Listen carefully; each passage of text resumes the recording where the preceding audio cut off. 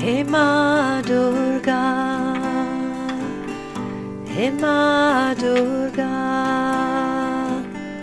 हे माँ दुर्गा, हे माँ दुर्गा, हे माँ दुर्गा, हे माँ Durga. Hello, this is Kerry Shamblin. I am a practicing Vedic astrologer, and I'm here with a weekly update for October 9th through the 15th. I use the sidereal zodiac positions, which means they are the astronomically observable positions of the planets in the zodiac.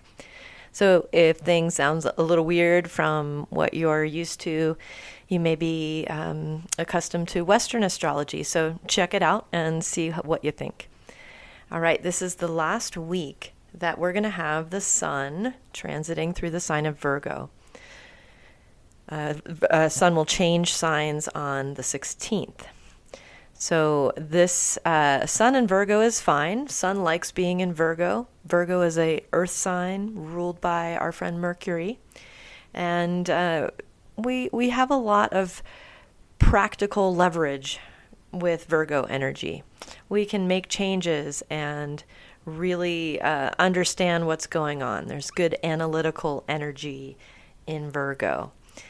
So right now we have not only the sun, but also Venus and Mercury in Virgo. So all week, those three will still be in Virgo. Venus and Mercury is an interesting combo in Virgo, and it happens a lot because at any given time, the sun has Venus and Mercury not very far away from Earth. Those two planets are between us and the sun. So when we look up into the sky, they're never really far from the sun. So this happens quite often where we have Mercury, Venus, and Sun all together. So Mercury is fantastic in Virgo. Since October 2nd, we've had a really strong Mercury traveling through his sign of exaltation and his own sign. What this means is this is a really get-it-done energy. If things need to happen quickly and accurately, now is a pretty good time for that.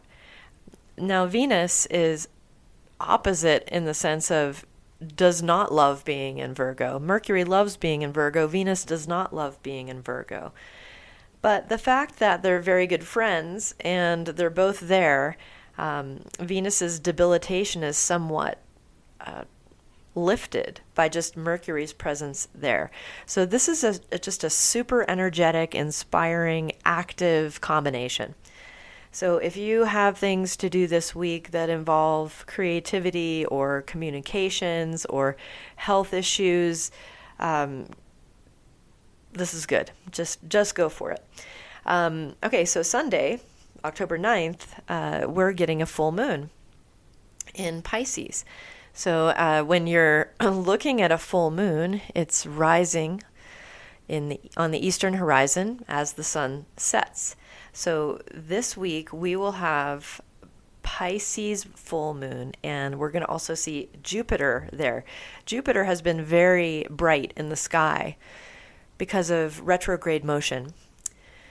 So we're still having the status quo with Jupiter and Saturn both in retrograde motion, which could make things feel a little bit frustrating. They're maybe dragging things back or slowing things down or making things move faster than you want, unpredictable effects. So this retrograde Jupiter is with the full moon.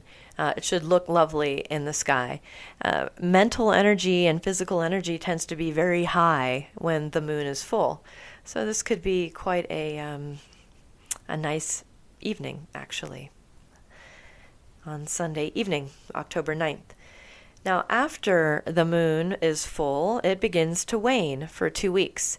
So what lies on the other side of that 2 weeks is a partial solar eclipse on October 25th in Libra. But in the meantime, this week, with our waning moon, I want to point out that after the moon moves out of Pisces, it's going to enter into Aries with our friend Rahu, and then it's going to go into Taurus, where Mars is. So these are two planets that can be kind of intense and affect our mind, therefore. So a waning moon that's going past Rahu and then past Mars, we could find a little agitation. We could find that we're close to the edge as far as our temper, especially when things are cropping up unexpectedly. So just watch out for that. Realize that there may be some agitating circumstances that come up this week due to that waning moon going past a couple of difficult planets. Okay, and then at the very end of the week, Mars. Speaking of Mars, and actually the moon will be somewhat close to Mars as he does this, but on October 15th, which is Saturday, we'll have Mars moving into Gemini. He's been sitting in Taurus for a short while, and this Gemini transit is going to be brief. So from October 15th to November 13th, we're going to have Mars in Gemini. Half of that time is Mars in retrograde motion moving back toward Taurus.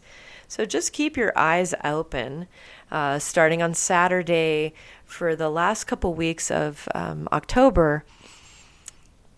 There may be some new work things or sudden changes that have to do with whatever you may have had planned. So just a heads up on that. So I will be back next Sunday, October 16th, and we'll look at week 3 of October. Have a great week. Take care. Durga.